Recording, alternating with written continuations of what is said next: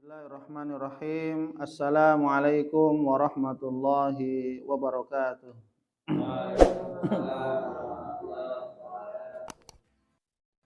Alhamdulillahirabbil alamin wassalatu wassalamu ala asyrafil anbiya'i wal mursalin wa ala alihi wa ashabihi wa man ihtada bihadihi wastanna bisunnatihi ila yaumiddin, amma ba'd. Mari kita awali majelis ilmu ini dan baca doa talabul ilmi. Bismillahirrahmanirrahim. Rabbi zidni ilman. Allahumma anfa'ni bima 'allamtani wa 'allimni ma yanfa'uni warzuqni ilman yanfa'uni. Amin. Alhamdulillah, insyaallah pada kesempatan ba'da subuh kali ini kita akan melanjutkan pembacaan hadis dari kitab Hadis Riyadhus Shalihin. Kita masih di babul muraqabah, ya. Hadis yang ke-7 dari bab al-muraqabah. An Abi Ya'la Shaddad bin Aus radhiyallahu anhu. Dari sahabat Abu Ya'la Shaddad, ini ya. Abu Ya'la Shaddad bin Aus radhiyallahu anhu, yang semoga Allah meridainya. Anin Nabi sallallahu alaihi wasallam qala. Dari Nabi Muhammad sallallahu alaihi wasallam, beliau bersabda. Perhatikan ya. Perhatikan sabda Nabi ya. Al-qayyisu man dana nafsahu wa amila lima ba'dal maut. Alhamdulillah. Ya. Al-qayyisu man dana nafsahu wa amila lima ba'dal maut. Orang yang cerdas adalah man dana nafsahu, orang yang mampu menahan egonya, orang yang mampu menahan syahwatnya dari sesuatu yang haram. Ya. Maka di sini disebutkan al-qayyis ay al-aqil. Orang yang cerdas maksudnya al-aqil, orang yang berakal. Ya, karena orang cerdas berarti berakal, menggunakan akal sehatnya. Maka siapa orang yang berakal sehat? Wa huwal ladzi yamna' nafsahu 'anis syahwatil muharramah. Yaitu orang yang berakal adalah orang yang menahan dirinya dari syahwat-syahwat, keinginan-keinginan untuk berbuat yang haram. Karena orang ketika ya mendahulukan syahwatnya, berarti apa? Dia mengikuti egonya, mengikuti hawa nafsunya.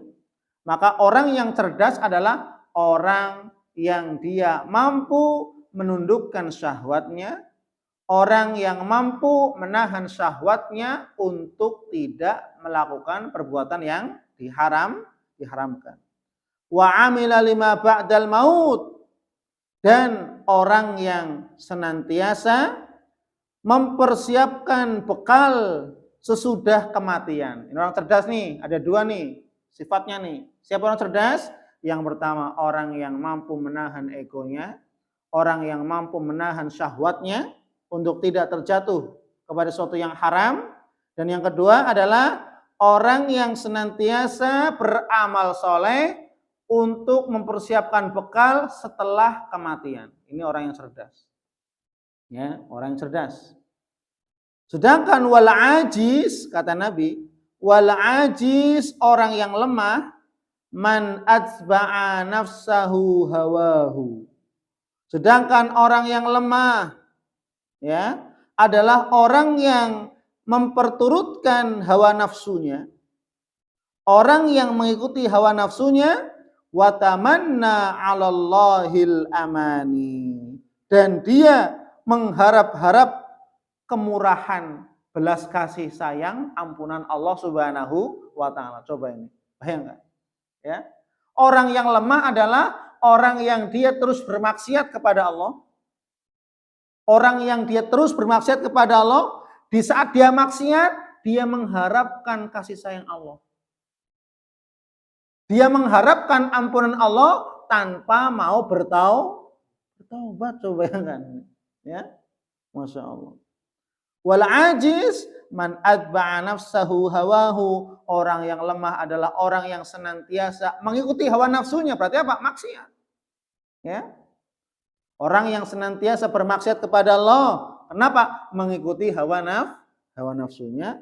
Wa tamanna 'alallahil amani, dan dia mengharapkan kemurahan kasih sayang Allah, ampunan Allah tanpa mau bertaubat.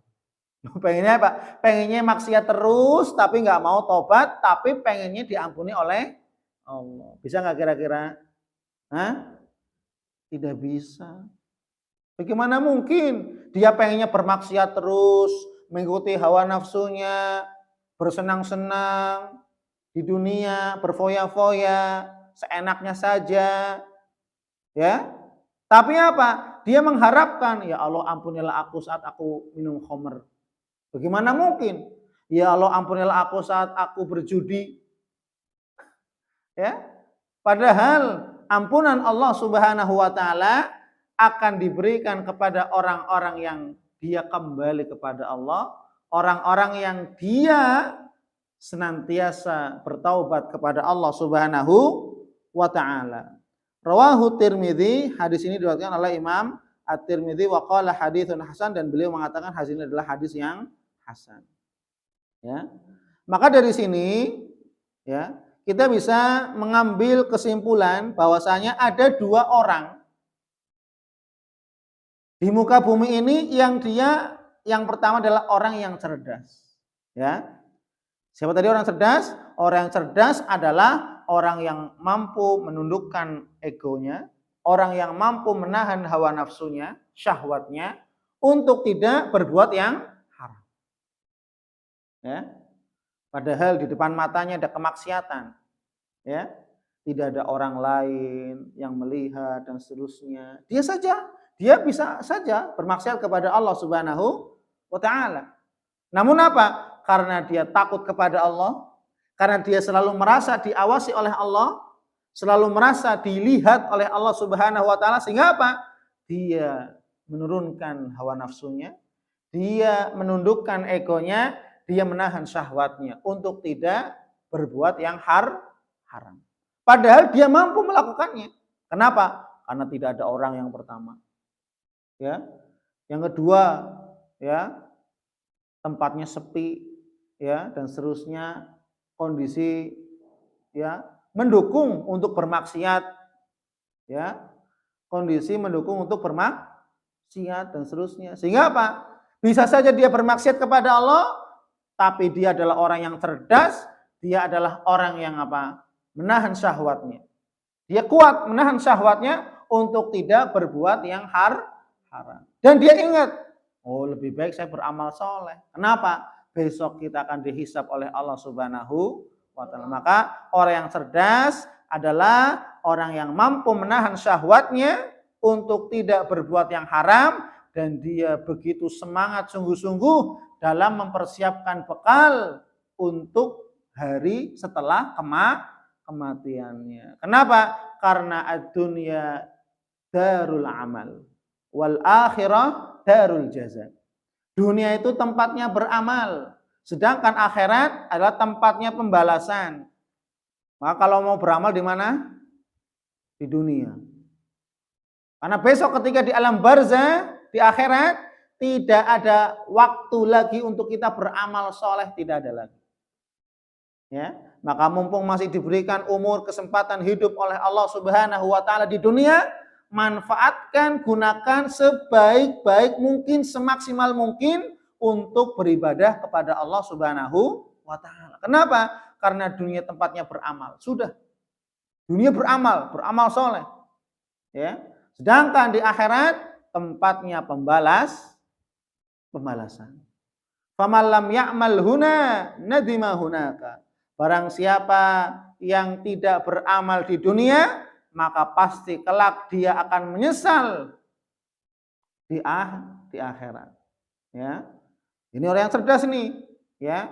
menahan hawa nafsunya, menahan syahwatnya, menundukkan egonya untuk tidak bermaksiat kepada Allah, padahal kesempatan ada. Tapi karena takut kepada Allah, selalu merasa diawasi oleh Allah Subhanahu wa taala dan teringat, oh besok saya akan dihisab, besok akan dibalas oleh Allah. Maka lebih baik saya beramal soleh daripada berbuat kemaksiatan yang memperturutkan hawa nafsu. Maka orang yang dia bermaksiat pasti dia mengikuti hawa nafsu. Tidak mungkin tidak. Pasti dia mengikuti hawa nafsu dan syahwatnya. Ya, tidak bisa menahan syahwatnya untuk berbuat yang haram. Sedangkan yang kedua adalah orang yang lemah. Tadi siapa orang lemah? Orang yang lemah adalah orang yang memperturutkan hawa nafsunya dalam bermaksiat, artinya terus-menerus bermaksiat kepada Allah, tapi sambil mohon ampunan, berharap Allah memberikan sambil judi, sambil mabok, ya Allah ampunilah aku, sambil mabok, minum, ampunilah aku, ya, sambil berzina, ya Allah ampunilah aku, ya, sambil berjudi, cedak, ampunilah aku. Artinya apa? Konsisten maksiat, tapi di saat maksiat dia mengharapkan kasih sayang Allah, ampunan Allah. Bagaimana mungkin? Ya kan? Kullu bani Adam khata' wa khairul khata'in at-tawwabun. Setiap anak Adam pasti berbuat dosa. Pasti tidak luput dari yang namanya kesalahan dan dosa. Tapi apa? Wa khairul khata'in at-tawwabun, dan sebaik-baik orang yang berdosa berbuat kesalahan adalah mereka yang senantiasa kembali kepada Allah, bertaubat kepada Allah Subhanahu wa taala, mohon ampun kepada Allah Subhanahu wa taala dan meninggalkan kemaksiat. Lah ini apa? Terus-menerus bermaksiat tapi inginnya diampuni oleh Allah. Udahlah maksiat jalan, ampunan jalan gitu, tidak bisa. Ya, maksiat hentikan, bertaubat, ampunan diberikan oleh Allah. Kan gitu. Sedangkan maksiat terus jalan, zinanya jalan terus, minum khamrnya jalan, menzalimi orangnya terus jalan, tapi memohon ampunan, bagaimana mungkin?